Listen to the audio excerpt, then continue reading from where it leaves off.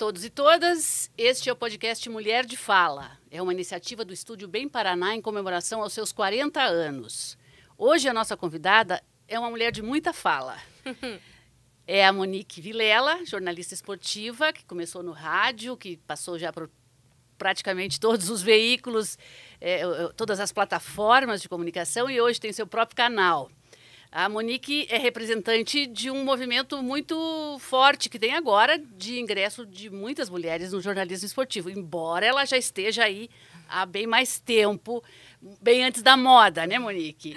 Então, me conta um pouquinho, quem é você, da onde você veio, quando que você entrou no jornalismo e por que escolheu o esporte como o seu trabalho principal?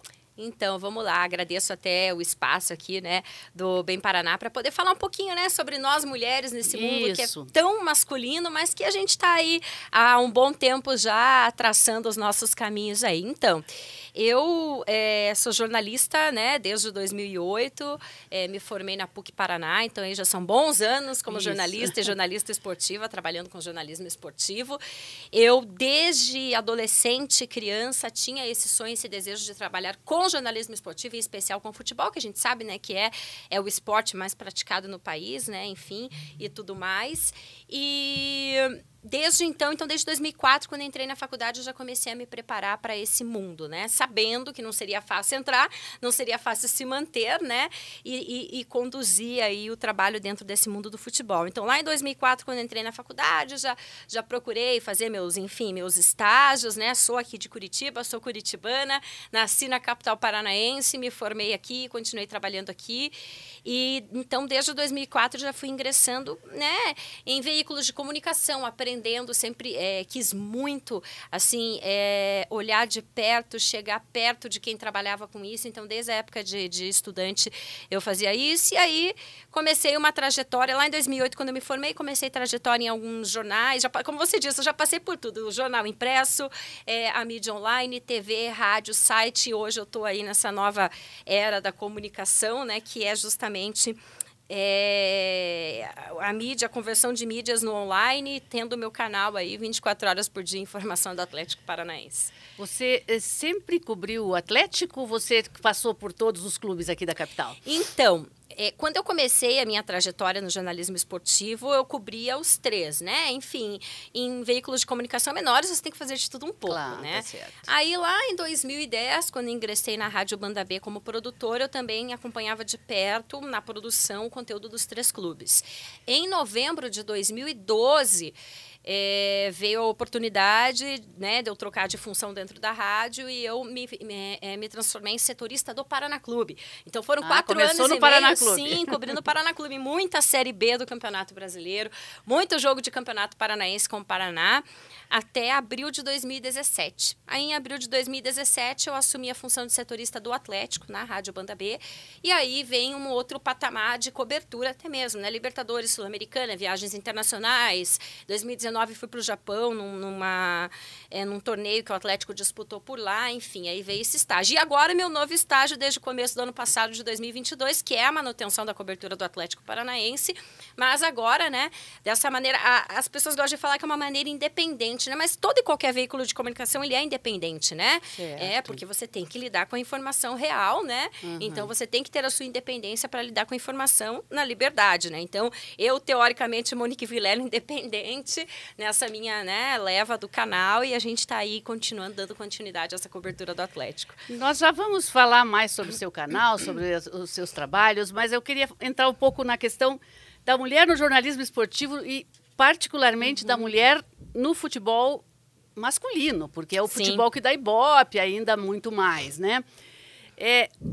O que você pode dizer? Você passou por problemas? Você teve dificuldade de ser assimilada nesse meio? Você teve que fazer o teste para ver se você sabia o que era uma linha de 4, um 4-4-2? Você passa por isso ainda ou passou por isso? Como é que foi? Então, eu posso dizer, se eu disser que eu não passei, eu vou estar mentindo, mas eu também não posso dizer que é exacerbada essa situação. E eu acho que depende muito do ambiente que você trabalha, da maneira com a qual você é inserido no local e também de você mesmo, né? Da própria mulher. Se ela tem o conhecimento, claro, tem um ou outro que vai sempre nessa linha de, mulher, mas será que realmente ela conhece, né? Às vezes você começa lá a fazer a pergunta, eles olham assim meio, né? Às vezes não é nem... Esperando que saia uma bobagem. Exatamente. Às vezes não é nem um olhar de preconceito, mas sim um olhar de estranheza. O que essa mulher está fazendo aqui? Eu passei muito e ainda passo um pouquinho muito por isso, principalmente quando eu vou mais na região norte e nordeste do país, que eles não são muito acostumados, né? É cultural, ponto. Tem né? menos mulheres trabalhando no esporte lá. Então, às vezes você chega, né, por exemplo, em Fortaleza, agora não mais, quando eu trabalhava na rádio, eu sempre carregava aquelas bolsas de equipamentos, de microfone, de retorno. E aí você chegava com aquela... Para mim, super normal e natural. Você chegava com aquela bolsa no estádio, abria aquela bolsa e começava a montar os equipamentos, eles olhavam assim, mas como que essa menina consegue montar um equipamento de rádio? Como que ela puxa um cabo? Como que ela liga um microfone, como que ela troca a frequência do microfone. Isso é super normal pra gente, porque foi um aprendizado. Ao longo dos anos eu aprendi isso. Agora mesmo, né, eu sou sozinha, então eu tô... Eu ia imaginar isso aí. Eu tô com um celular na mão, eu tô com um microfone, eu tô filmando, eu tô gravando, eu tô perguntando ao mesmo tempo, e pra mim isso é super normal, né?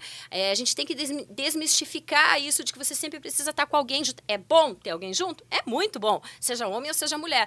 Mas você trabalhar sozinha, sendo mulher, às vezes causa um pouco de estranheza nas pessoas ainda. E aí a questão do conteúdo também, mas a partir do momento que as pessoas começam a te conhecer, elas entendem e compreendem que você tem domínio do assunto, principalmente nós que somos setoristas, estamos 24 horas por dia em cima de um clube, né? De situações. Então, assim, as pessoas do clube te conhecem, já te familiarizam, né? Eu falo muito que, no começo, o Felipão mesmo, ele tinha muita estranheza com o meu trabalho ali no Atlético. Né? Mas será que essa menina sabe tudo mesmo? E aí, aos poucos, ele foi vendo que, realmente, eu tô inserida na cobertura do clube, que realmente eu sei de muita coisa do clube ao natural, sem forçar. E ele compreende muito o trabalho, não só de mim, de todo e qualquer jornalista, né? De todos nós jornalistas. Então, eu dou sempre ele como um exemplo, assim. Daí eu olhava, ele achava estranho, nossa, mas essa menina aí toda mirradinha, pequenininha, com o celular na mão, o que ela quer? Aí depois ele foi compreendendo o meu trabalho de dia a dia e isso é muito bom, assim, isso fortalece muito nós, né, que estamos no dia a dia do trabalho. O jornalismo não é uma função fácil, todos nós sabemos, é muito árdua, né? Sim. É muito trabalho pesado e diário. Agora mesmo o telefone aqui toca 3, 4, 5 vezes, aqui ó, 1, 2, 3, 4, 5 mensagens que daqui a pouco eu vou ver quem são, do que se trata, e nesse sentido é gratificante, assim, quando as pessoas compreendem. Vai ter sempre quem não vai compreender, principalmente pelo fato de ser mulher também. E isso mais na torcida ou mais no ambiente do futebol mesmo? Mais na torcida, digo para vocês. Assim, comparando lá em 2004, quando eu comecei, o ambiente futebol para a mulher evoluiu muito. Né? Eu digo que a questão da estranheza lá em 2004 era muito maior do que agora, né? Agora, a questão da torcida mesmo a maior parte entende, mas é uma parcela que ainda é bem considerável que não compreende, né? E o que você recebe dessas pessoas? Que tipo de... Aquela questão assim, primeiro que qualquer coisa que você fala é motivo para ataque, principalmente, né, no mundo virtual, que a gente sabe como é que é, né? Você deu uma informação, aquela informação o torcedor não gostou. Não, tá errada. Ele duvida da sua informação, né? Você deu que o treinador vai jogar com tal escalação. Não é possível que vai ser isso, né? Eles duvidam da sua informação. Você deu alguma informação. Não, é privilégio, não é possível. Só contaram para a Monique porque a Monique é mulher. Mas não é assim. Tem muito pouco, mas ainda partem para ofensa também. Também, mas isso, como eu disse para você, muito mais por parte de um grupo de torcedores do que do ambiente do futebol. Porque o ambiente do futebol ele se profissionalizou muito nos últimos anos. Ele absorveu as mulheres, que ainda é uma parcela pequena, né? E aí tem infinitos motivos pelos quais ainda somos, né, bem minoria no mundo do futebol, mas é mais mesmo realmente pela parte do torcedor, assim, de não compreender muitas vezes. Alguns, assim, quando a gente está naquele dia iluminado, a gente explica e ele entende. Mas a maioria a gente deixa passar, porque cada um tem a sua opinião, a gente tem que respeitar também, né? E, assim, do ponto de vista dos clubes, o que você acabou de falar, já tem mais mulheres trabalhando. Como que você avalia, assim, nós temos dirigentes, temos a presidente do Palmeiras, temos mulheres em vários setores dentro dos clubes. Você acha que isso está sendo absorvido também? Também. Eu creio que sim, mas é algo que não vai ser de um dia para o outro, né? É como a gente está vendo aí a Leila no Palmeiras. Eu até tive a oportunidade de conversar com ela lá em Assunção, no Paraguai, no sorteio da Libertadores. Ela é uma pessoa, assim, extremamente inserida no mundo masculino do futebol. Todos tratam ela com naturalidade, com normalidade. E ela, né? E vice-versa. Já tivemos uma presidente no Flamengo também há alguns anos, sim, né? Enfim, nadadora, né? Exatamente. Mulheres sendo inseridas em questão de comissão técnica mesmo ali, staff, às vezes de preparação física, fisiologia, fisioterapia, a medicina. A questão técnica mesmo, né? De treinador, auxiliar, que é a questão mais 4 linhas ali, eu acho que ainda vai demorar um pouco, né? E eu entendo como natural isso. Não é porque é a mulher que ela não tem a chance de estar ali. Assim como tem alguns esportes que são um pouquinho mais femininos, entre aspas, né? E que também o homem é um pouco mais difícil de entrar, né? Se inserir. É o que eu sempre falo, você nunca vai conseguir, você nunca vai ver o Diego Hipólito dar a mesma pirueta que a Daiane dos Santos dá, porque é fisiológico, né? Mas ambos estão no esporte, ambos têm a sua importância no esporte, né? Ele faz coisas que só ele fez, a Daiane fez coisas que só ela fez. Então, assim, muitas vezes essa comparação, ela é até um pouco, assim, injusta, né? Nós, mulheres, temos características, os homens também têm as suas características, e ao natural a gente vai se inserindo, né? Sem forçar, sem exigir aquela questão de tem que ter a porcentagem, a parcela de mulheres no meio. Não! Se a gente está ali é porque a gente está conquistando, que a gente tem competência e qualidade para isso. E eu vejo assim no mercado do futebol, tanto nós aqui do lado de cá, né, de imprensa, como o lado do futebol mesmo dentro de um clube, né, em várias funções, nutrição, a própria comunicação dos clubes, tem mulheres bastante agora, dirigentes também estão surgindo, então assim, muita calma, não adianta a gente forçar também, né? Porque, e as árbitras, já estão bem aceitas? Exatamente, isso também é algo que está evoluindo bastante, né, e eu digo assim, E eu deixo o mesmo exemplo que eu falei da questão lá de Norte e Nordeste, que estranham um pouco quando eu vou para lá. Eu digo a questão da arbitragem também. E aqui no nosso estado a gente tem um próprio exemplo disso. A Edna...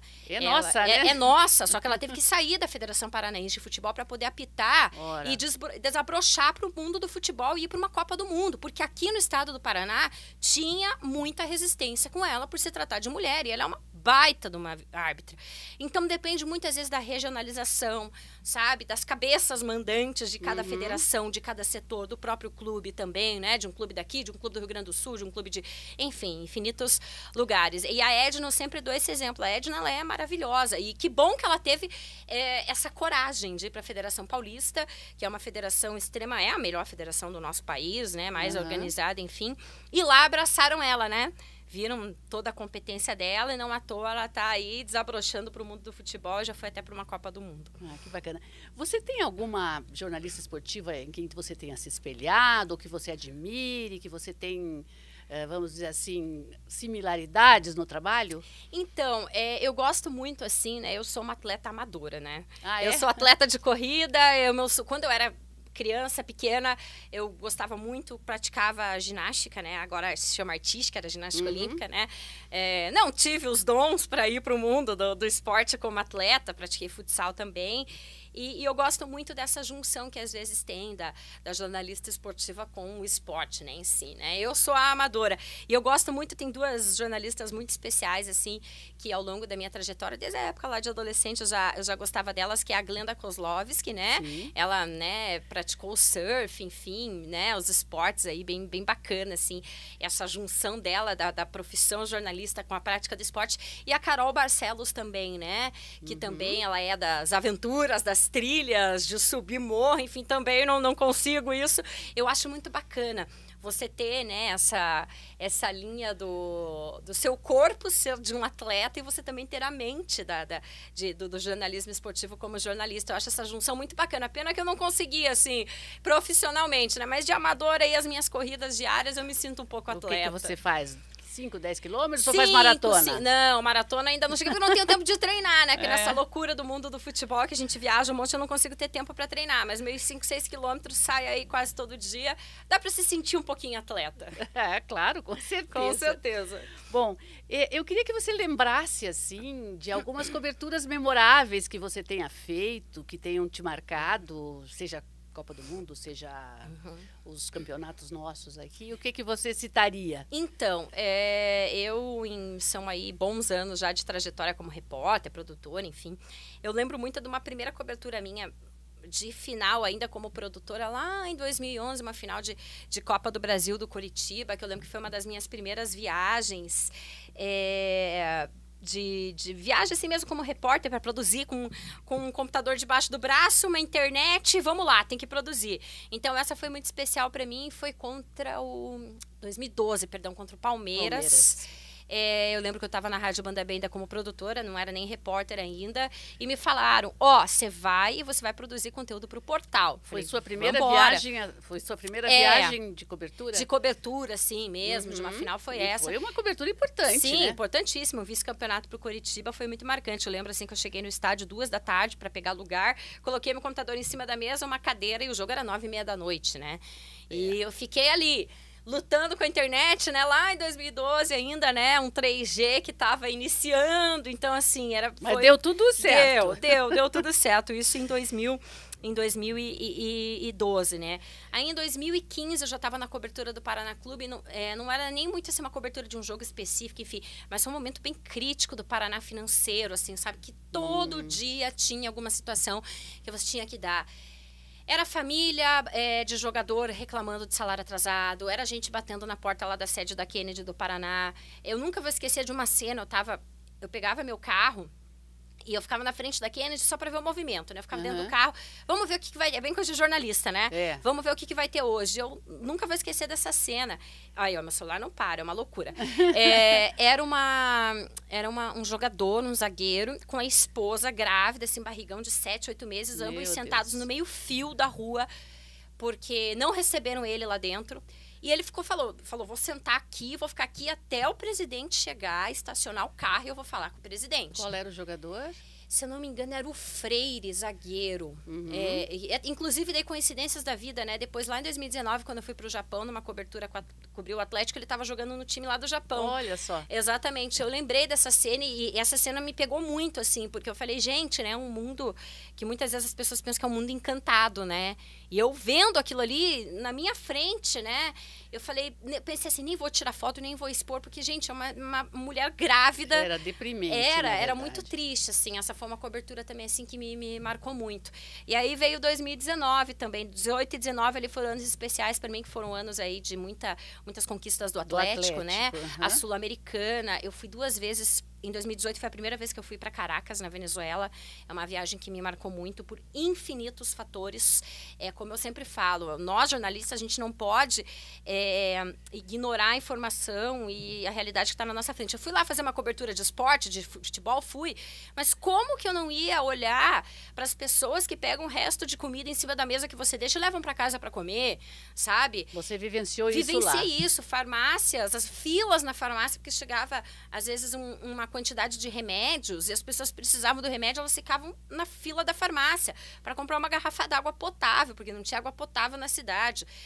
Não existia transporte público, assim, sabe, em condições que você tivesse coragem de entrar dentro do ônibus. Então, assim, me marcou muito.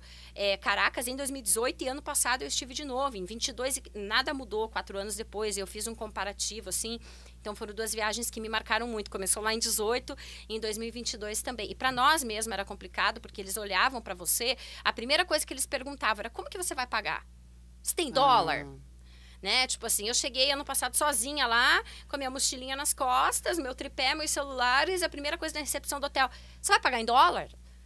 Né? Senão nem entrava. E eu tinha uma reserva, né? Eu tinha uma reserva certinha no hotel, no mesmo hotel que o clube fica, até por segurança. E eu falei, eu vou pagar com o meu cartão de crédito, né? E aí eu tinha um jornalista amigo que toda vez que a gente vai para lá recebe a gente, até porque eles sabem da condição do país, né? O Oscar, um querido, o Oscar estava comigo na recepção. E na época eu não falava, agora eu desenrolo um pouco melhor o espanhol, na época eu não falava muito bem espanhol. Teve que aprender espanhol.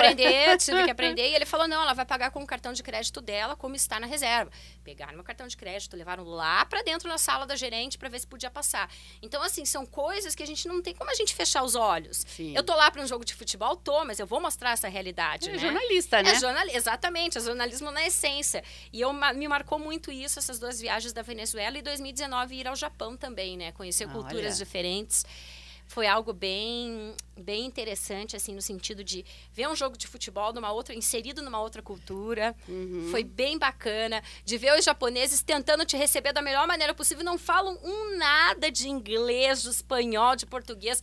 Mas eles pegavam o celular e traduziam no Google Tradutor ali para te receber o melhor possível. Exato. Depois que eu consegui pegar um metrô no Japão e chegar onde eu tinha que chegar, eu acho que eu posso fazer qualquer coisa a partir de agora, porque realmente essa viagem me marcou muito, né? E claro, a final da Libertadores ano passado, cobrir uma final de Libertadores é bem especial, né? Foi em Guayaquil, no Equador também. Essas finais fora, assim, uma cidade extremamente dolarizada, tudo muito caro. Guayaquil. Hotéis extremamente lotados. Eu lembro que eu fui para lá sem hotel. Meu marido, que cuida dessa parte burocrática para mim, né? Administrativa do canal, falou: vai que eu vou conseguir o hotel do clube para você. O hotel que o clube estava lotado. Eu lembro que quando eu estava na conexão em Bogotá, ele me ligou: me passa o código do cartão de crédito que abriu a vaga, que é absurdamente caro, mas abriu. Então, assim, tem coisas assim no mundo assim que marcam a gente, né? A gente aqui, América do Sul, enfim, que eu viajo muito, é bem assim, bem interessante da gente relembrar. E pandemia também, né? As viagens na pandemia foram bem marcantes para mim. Pandemia, e teve um bom tempo também sem futebol nenhum, né? Sim, 6 meses, de março a julho de 2020, foi um período bem delicado e toda hora surto, jogador com Covid, treinador com Covid. Chegou uma época ali que o Atlético, eu lembro que eu fazia cobertura ainda na rádio, teve 13 casos ao mesmo tempo. E coincidências da vida ou não, bem nesse período que deu 13 testes positivos, eu lembro que eu peguei o mesmo voo que eles. Eu falei, pronto, né? Tô na leva. Mas não pegou. Não peguei, fiz o teste. Todo jogo você tinha que fazer, apresentar um teste, né? Claro, pra entrar no estádio. Eu lembro disso. E eu lembro que eu fui fazer o teste morrendo de medo. Eu falei, gente, 13 pessoas. E uma das pessoas que era um auxiliar estava sentado do meu lado no avião. Eu falei, e agora? Mas daí, graças a Deus, deu negativo. Eu fui, fiz o outro jogo. Mas, assim, a pandemia foi algo bem marcante também, assim, na nossa cobertura. Mudou muito, né? Sim. Mudou bastante também. Você falou bastante de Atlético, Paraná, mas e o Curitiba? Você cobriu pouco tempo, mas você acompanha a situação do Curitiba, né? Sim, eu lembro que quando eu comecei lá minha trajetória, que nem eu te falei, eu cobri os 3 clubes, cobri a realidade do Curitiba, né? E a gente acompanhava um pouquinho mais de perto o Coxa. E aí, querendo ou não, como ele é um rival direto do Atlético, você tá ali sempre acompanhando, né? Idas e vindas, saídas, né? Esse ano teve o caso Atletiba, aquele julgamento de quase 8 horas no TJD do Paraná, que eu acompanhei do começo ao fim, envolvendo aquela briga, né, generalizada. Aí atletas que foram depor na DEMAF, né? Depois disso, então a gente acompanhou de perto também. A DEMAF a gente pensa que é só para torcedor, né? Que isso! Não, aquele dia, assim, eles pareciam, assim, os 4 jogadores do Atlético entrando todos de mãos para trás, assim. Eu falei, gente, o que eu tô fazendo aqui, né? Porque fazia tempo que eu não entrava numa delegacia trabalhei também com jornalismo geral, muito pouco tempo na minha vida, mas trabalhei. Então eu já tinha ido em delegacias, entrevistar delegado, enfim. Fazia tanto tempo que eu não entrava nesse ambiente de delegacia, e eu olhei aqueles atletas e eu falei, caramba, o que eu tô fazendo aqui? Se eu tô me perguntando, imagina os atletas, né? Pensei comigo. E aí depois o Dr. Clóvis, né? O Dr. Clóvis, só explicando, é o delegado da DEMAF. Exatamente, né? O Dr. Clóvis explicou pra gente, né? Todo o procedimento de recolher depoimentos, enfim. E aquilo me marcou também, que os jogadores do Curitiba também foram, né? No período da tarde lá. E aí, no dia do julgamento no TJD do Paraná, o Atlético foi com 3 seguranças, o Curitiba com 4 seguranças, porque eles pensaram, pronto, né? Vai dar aquela briga generalizada de novo, Aleph Manga com o Thiago Heleno. E eu ali no meio daquela galera, com a minha câmera, filmando, morrendo de fome, desde as 6 da tarde até 2 da manhã. Eu falei, não, gente, são ossos do ofício, né? E aí eu lembro que quando eu acabei o julgamento, eu falei, meu Deus, eu preciso comer. Eu só falava assim, eu precisava tomar um café e comer alguma coisa, que eu tava destruída. Porque você tá acostumada com o jogo de futebol, que tem tempo para começar, para terminar. A comida que eu tinha levado dentro da bolsa já tinha terminado, o café do TJD já tinha terminado. E ali eu vi bem de pertinho, assim, na Atlético e Curitiba. Eu falei, olha aí, ó, né, o Curitiba que há tanto tempo eu não fazia algo mais, né? E eu lembro que naquele dia as 2 torcidas acompanhavam as nossas informações, então foi bem interessante. Ah, legal. E o que você acha rapidamente, assim, dos 3 clubes, o momento dos 3 clubes hoje? Eu sei que o Paraná está numa situação fora de qualquer comparação, mas, enfim, gostaria da sua opinião. Pois é, eu que cobri por 4 anos e meio o Paraná, vendo o que está acontecendo com o Paraná, para mim, assim, é bem triste, porque eu ainda peguei um período ali do Paraná em que era uma Série B, a torcida ia no estádio, você se sustentava, autossustentava. Claro, teve um ano ali de 2015 que foi bem, né, complicado, depois ele se reergueu, chegou aí para a Série A. E aí veio toda a derrocada, né? Eu acho, assim, bem complicado. Não vou dizer que muitas vezes as pessoas falam, né? Muita gente pensa que, Curitiba não comporta 3 clubes. Eu acho que comporta. Só que, claro, cada um com as suas, né, peculiaridades, né? Sim. O Paraná tem menos torcida que Curitiba Atlético? Tem, mas não significa que ele não possa sobreviver. Mas não é tão pequena também não, né? Sim, tem os seus apaixonados, né? Então, assim, esperamos que realmente o Paraná consiga se reerguer, né? Veio aí a questão de reestruturação, pode ser que uma SAF também ajude e contribua para o Paraná se reerguer, é o que esperamos. Mas primeiro de tudo, o Paraná tem que voltar a ter calendário, né? Tá nessa segundona do Paranaense. Isso não ajuda muito. Tem que subindo, vai ter que batalhar por uma vaga na D e começar do zero, né? Mais ou menos como foi o Londrina, lá em 2011, o Londrina subiu da D para C, da C para B, ficou um tempo na B, caiu para C de novo, subiu da segunda para a primeira divisão no futebol paranaense. Então, assim, o Londrina acho que até tem que ser um exemplo para o próprio Paraná, dessa questão de você, né, conseguir sair lá de baixo e se reerguer, né?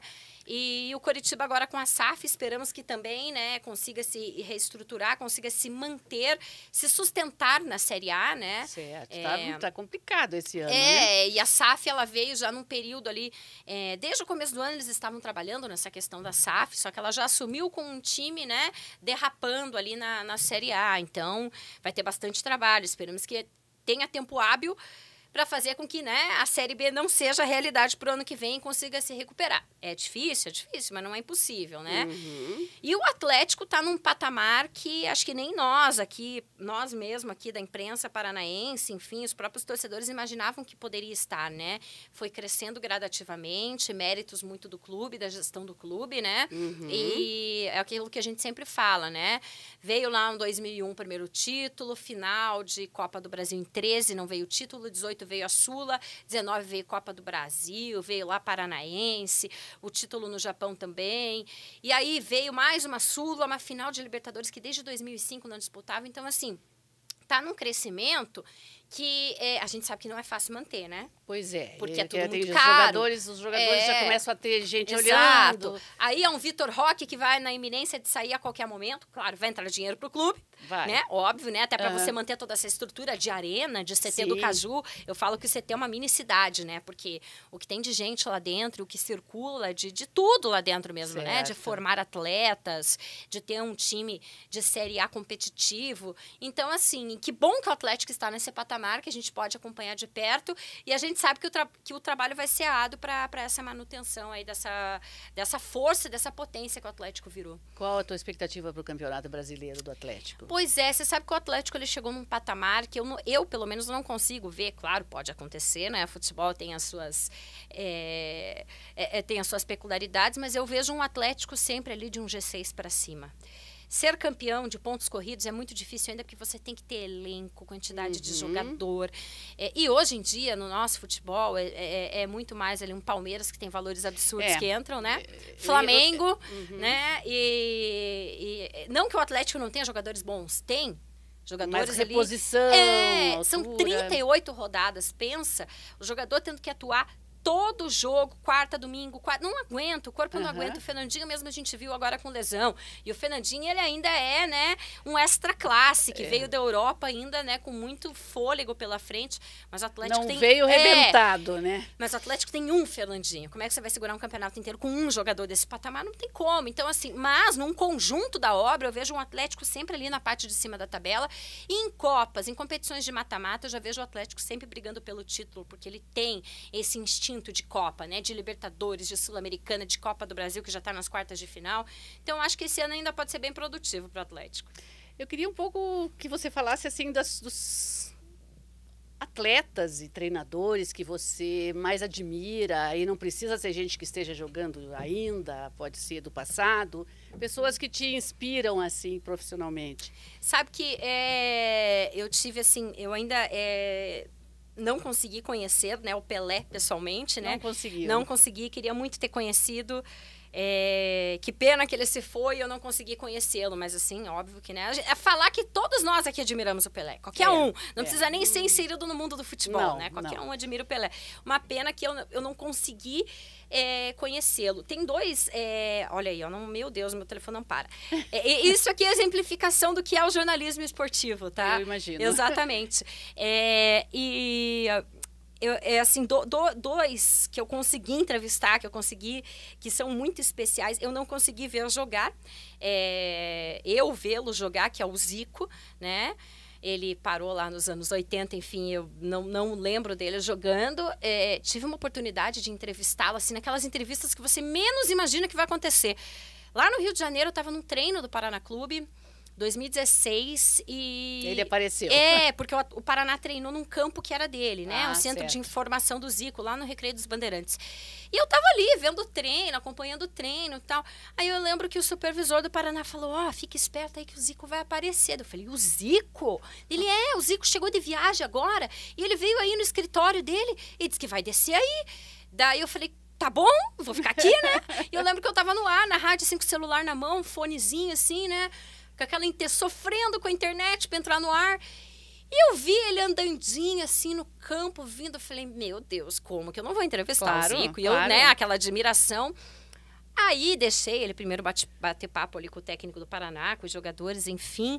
E aí eu fui chegandinho, né? Falei, bom, ou eu vou levar uma patada, ou ele vai dar tipo um boa noite e vai virar as costas, né? Pensei comigo, falei, mas eu vou, né? Claro. Instinto de jornalista. Mais que pior que isso não pode ser, né? Cheguei e foi uma entrevista de 20 minutos. Olha só. E aí eu falei, olha, Zico, eu tô aqui pra Rádio Banda B de Curitiba, tal. Dele, a Banda B, vai me dizer que é o Serginho que tá lá no estúdio, vai me dizer que é o Cicupira que tá lá no estúdio. E ele conhecia as pessoas, e aí foi aquele bate-papo legal, eu tirei foto pra todo mundo com ele, e o jogador tudo querendo tirar foto com ele, enfim.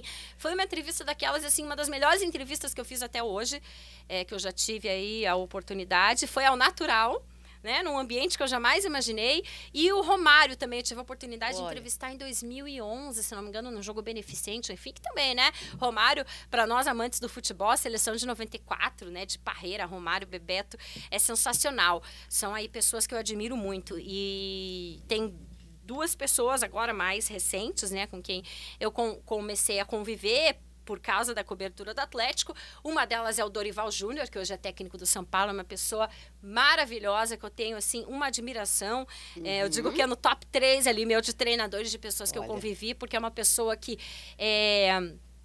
não parece assim, sabe? Que ele vai te tratar como indiferença, porque você é a jornalista e ele ali é o estrela, né? Não! Ele te trata, assim, como um conjunto de tudo, sabe? Do contexto. Especial, espetacular, mereceu ser campeão da Libertadores em cima do Atlético no passado, né? Eu lembro que eu encontrei ele na entrevista coletiva, eu falei, Dorival, quem diria? Eu do lado de cá e você aí do lado de lá, né? E agora, por último, que para mim é o number one, assim, que eu tive a oportunidade de conhecer, ele me conhecer, que é o Felipão. O Felipão, eu posso dizer assim, para todo mundo que tiver a oportunidade um dia de sentar com o Felipão e conversar com o Felipão, ele é um ser humano espetacular, além da parte desportiva de tudo que ele foi, como treinador pentacampeão do mundo. É uma pessoa que compreende o seu trabalho, entende o seu trabalho, é uma pessoa muito humana, porque às vezes falta essa questão da humanidade no mundo, no mercado da bola, literalmente, muito, né? Muito impessoal. Porque às vezes ali o jogador parece que ele é e realmente ele é um ativo do clube. Ele é dinheiro pro clube, mas ele é uma pessoa, sabe? Ele tem pai, ele tem mãe, ele tem filho, ele tem esposa, ele tem problemas. E o Felipão, ele enxerga muito isso no âmbito do trabalho. E ele não enxerga só ali, ele trabalha com todo o contexto, né? Desde o porteiro lá do CT do Caju, até eu que tô aqui trabalhando, às vezes ele me vê lá sentada na recepção do hotel e fala, tá precisando de alguma coisa? Falo, não, muito obrigada, não tô precisando, tô cansada, vou tomar meu café, enfim. Sabe, assim, ele é uma pessoa que, ele agrega, né? Ele agrega e falar dele como treinador. Bem integrado ao Atlético. Demais, é um senhor de 74 anos, é extremamente disposto a trabalhar, feliz com a oportunidade de agora ser dirigente. Ele não trata ninguém com indiferença, todo mundo é igual para ele. Não é porque às vezes eu trabalho ali num jornal menor que ele vai me tratar de um jeito e a pessoa que trabalha ali num veículo... Não, ele trata todo mundo igual. E com o jogador a mesma coisa, com o jogador, com o treinador. Então, assim, digo, se algum dia alguém tiver a oportunidade de sentar com o Felipão... Boa dica. Boa dica. Podem sentar que o homem é maravilhoso. Bom, eu queria que você falasse um pouquinho do futebol feminino. Você acompanha o futebol feminino? Então, acompanho. Gostaria de acompanhar com muito mais intensidade, mas não tem como, porque eu já não tenho tempo. O tempo é curto para nós, né? E assim, eu vejo que... aí eu posso ter uma opinião bem particular com relação a isso. Eu tô vendo muito nos últimos anos. Cresceu o futebol? Cresceu, alguns investimentos estão acontecendo, mas ainda muito aquém do que a gente, né, gostaria de ver, né? Até comparando, às vezes, com uma Alemanha, que tem um futebol forte, uns Estados Unidos, enfim. Só que no Brasil, gente, não adianta, às vezes até dá muito murro em ponta de faca, assim. Não adianta você querer forçar. Quanto mais você forçar, pior vai ser, tem que ser ao natural. E muitas vezes aqui no nosso próprio país forçam as situações, né? Que nem agora a própria Conmebol, tudo bem, você estimula, né? A Conmebol ela determinou que qualquer time que vai disputar suas competições tem que ter um futebol feminino, né? Então, vou dar um exemplo assim. O Coritiba, no que vem, consegue uma vaga na Sul-Americana, ou esse ano, e vai para a Sul-Americana. Tem que ter um time feminino para poder disputar a competição da Conmebol. Só que muitas vezes aí o que acontece? Eu sou obrigado? Beleza, vou lá e faço uma parceria qualquer, como vários clubes fazem, né? Certo. A gente viu aí um Ceará, por exemplo, agora na primeira divisão do futebol feminino nacional, passando vergonha, tomando 13, 14, a goleira sair chorando do campo. Por quê? Porque colocaram um time sub-18 jogar contra Estrelas de Corinthians, Palmeiras, Ferroviária, que é um exemplo. Fortes, né? Por quê? Porque não queriam investir, porque não tinham dinheiro. E como você estava na Série A ali, conseguiu a vaga, subiu ano passado para esse ano para a Série A, o presidente do Ceará foi lá, vou ter que disputar. Mas disputar de qualquer jeito, gente, não é assim. Então, às vezes, o forçar é dar esse murro em ponta de faca, e não tem que ser assim. Tem que ser ao natural. O Atlético mesmo, ele fez um orçamento... Caiu, né, o time do Atlético para 2. Eu ia justamente falar isso. Por quê? isso. Porque o Atlético ele não tem dinheiro para investir no futebol feminino.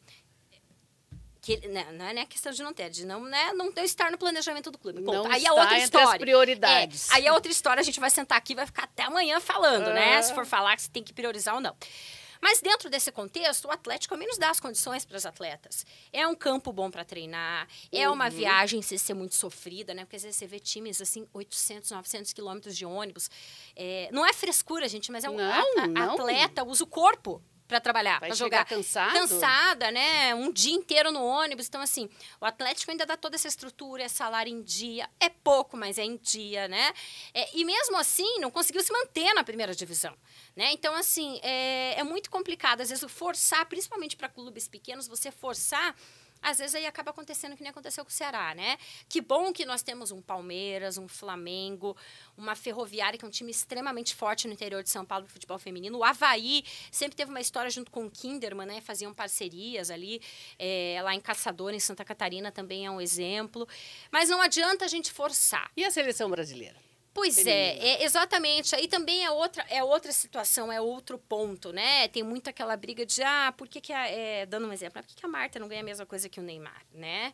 E aí, às vezes, foge até da alçada do próprio presidente da CBF, enfim, de quem comanda o futebol ali. Porque, infelizmente, ainda a mente, principalmente de patrocinadores, enfim, um patrocinador, ele vai querer dar 1 milhão para o masculino, mas ele não vai querer dar 1 milhão para o feminino. E às vezes você tem que aceitar os 200 mil que ele te dá, né? Porque senão você não vai ter. Tô dando exemplos. Então, é um contexto, é uma bola de neve, que às vezes, muitas vezes, as pessoas falam, mas o presidente da CBF, mas o presidente da FIFA... Gente, é um contexto. Não tem como, assim, sabe? E aí você quer um futebol forte no feminino no Brasil, como? Se tem clubes que não, sabe, não vão, mesmo tendo lá a obrigatoriedade, eles não vão fazer como tem que fazer. Então, é um caminho muito árduo e muito longo ainda. Que bom que está evoluindo, mas ainda a gente tem muito a evoluir, muito a crescer. E ainda, principalmente, acho que a gente tem que sentar e encontrar esses pontos, sabe? Cruciais para matar pela raiz, assim, os problemas. E aí, aos pouquinhos, a gente ir construindo. E que bom que temos uma Marta, né? Que brilha, continua brilhando. E que vem a Copa do Mundo Feminina aí, né? Que vai ser uma das mais disputadas esse ano. Vamos aguardar, então. Eu queria voltar aqui para a tua carreira, para a gente ir chegando aqui ao final do nosso programa. Você agora tem o seu próprio canal. Sim. Como é que foi essa transição? Porque é confortável você ser empregado, por exemplo, ter o salário todo mês, tem as férias. Ser a carteira assinada, né? Como é que foi isso aí? Porque então, você tem no seu canal quase 50 mil, né? Isso, exatamente. Twitter, Instagram, aí o meu canal no YouTube também, né? Que gera as informações. Twitter quase 50 mil, Instagram... Quase 20 mil no YouTube, isso, mais 20 mil no Instagram. Exatamente. É bastante gente. É bastante gente e a gente tem que saber lidar com todo esse tipo de gente. Com certeza, né? Mas aí tem que saber lidar também com ganhar dinheiro, tudo, né? Sim, isso porque você... Virou empresária de si própria, sim, né? Sim, e foi uma decisão assim, meu marido é jornalista também, trabalhamos juntos 11 anos na Rádio Banda B, e a gente chegou num estágio ali na rádio, que a gente viu assim que estava na hora da gente desabrochar. Não é nem a questão do ganhar mais com o canal, né? Até porque eu ia ter um trabalho dobrado, redobrado, tenho, né? Deixa eu só pedir uma coisa, pode colocar a imagem da Monique trabalhando já pelo canal? É aquela de camisetinha amarela em um dos jogos em Lima, no Peru. Essa aí, ó. Essa aí. Essa foi uma das minhas Aqui primeiras já é viagens. você com os seus equipamentos. Isso, canal Monique Vilela, né? Até às vezes eles brincam comigo, mas você anda com um crachá do teu próprio canal? Eu falo, ando. As pessoas têm que saber que eu sou eu, né? Enfim, né? Claro. Mas eu gosto de identificação, sabe? Sim. Enfim. E a gente tomou essa decisão, assim, no começo do ano passado. A gente falou, vamos... como nós estamos aqui nesse estúdio do Bem Paraná, é uma nova era da comunicação. Sim, com certeza. A internet gira tudo em torno da internet, né? É uma conversão de mídias que eu lembro que na minha época de faculdade, lá em 2004, o professor falava, olha, você vai ouvir rádio na internet. Você vai ouvir coisa, você vai ter lá, ó, você pode assistir 3 vezes o vídeo que você, lá do Atlético, do Coxa, falava, gente, mas será? Como que eu vou gravar esse vídeo, né? Que na época não tinha o celular e tal. E hoje é realidade. E aí, essa realidade batendo na minha porta, patrocinadores procurando a Monique Vilela e não a rádio, eu falei, é a hora. Né? É a hora, sou identificada com a informação do Atlético, falei, é a hora de eu explorar esse mundo. Vai dar trabalho? Vai. Vai ser difícil? Vai. Deixar de ser assalariada, né? De ter ali o seu salário no final do mês e você mesma assinar a sua própria carteira e pagar suas contas? Complicado. Mas vamos lá. Né? Tá dando certo. Tá, graças a Deus. Dá trabalho, muito trabalho. É aquela coisa, né? Eu fico recebendo as notificações do YouTube, toda hora tem um vídeo novo. Não, né? E outra, é jogo lá em São Paulo, vamos comprar passagem. Absurdamente cara.